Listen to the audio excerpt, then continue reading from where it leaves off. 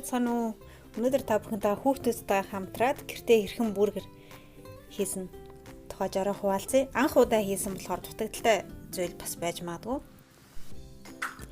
2 ширхэг помидор, ногоон салаад, 400 г татсан мах, 1 ширхэг өндөг, 1 ширхэг сангон, тэгээд 200 г сир уурсан байгаа. Энэ дээр нэмээд мэдээж талах.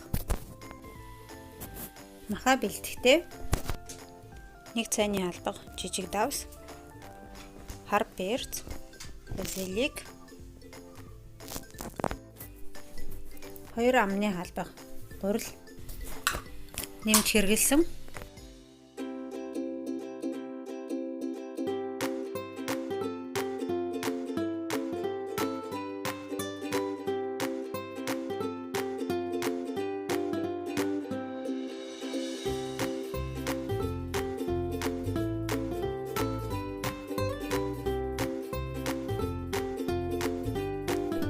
(220 градус дээр тавиарай 20 минут).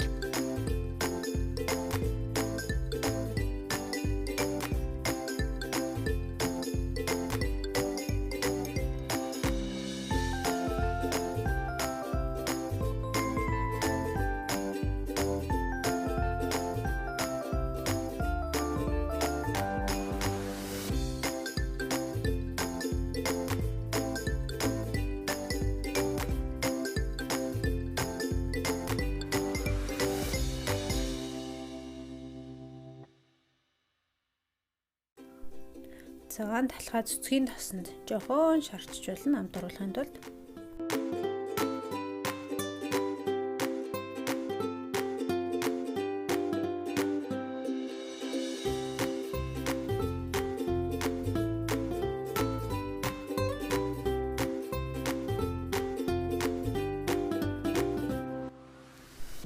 маха би болсон хойно юм аягаар шууд хевлээд авчиж байгаа. Ингэх нь арай цаг хэмнээд тэгээд амар юм шиг санагдсан.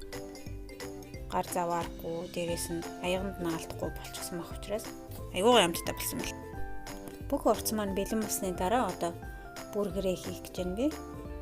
Хамгийн эхлээд маха тавиад, халуун байгаа дээр нь шууд дээгүүр нь бясалгаа тавиад, помидор тавиад, тэгээд ногоон салаатаар хучаад өгчнө.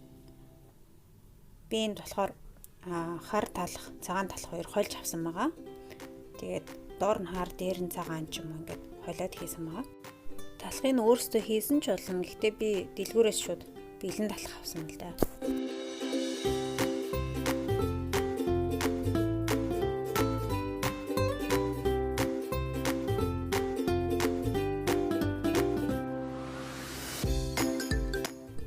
Ингээд өнөөдрийн бидний өдрийн хоол бэлэн боллоо. Маш гоё амттай бол фаст фудээс айгүй гоё амттай гэртээ хийсэн учраас тэгээ хамгийн гол нь урт найрлагын өөрсдөө мэдж байгаа учраас хүүхдүүд идүүлэхэд аюулгүй. Тэгээд шинээр та бүхэн маань ч гэсэн гэртээ хийж идэж үзээрэй, хүүхдүүдтэй хийж өгөөрэй. Хүүхдүүд амар дуртай идчихлээ. Бичлэг үзсэн маш баярлалаа. Дараагийн бичлэгээр тун удахгүй иргэд уулзъя. Баяртай.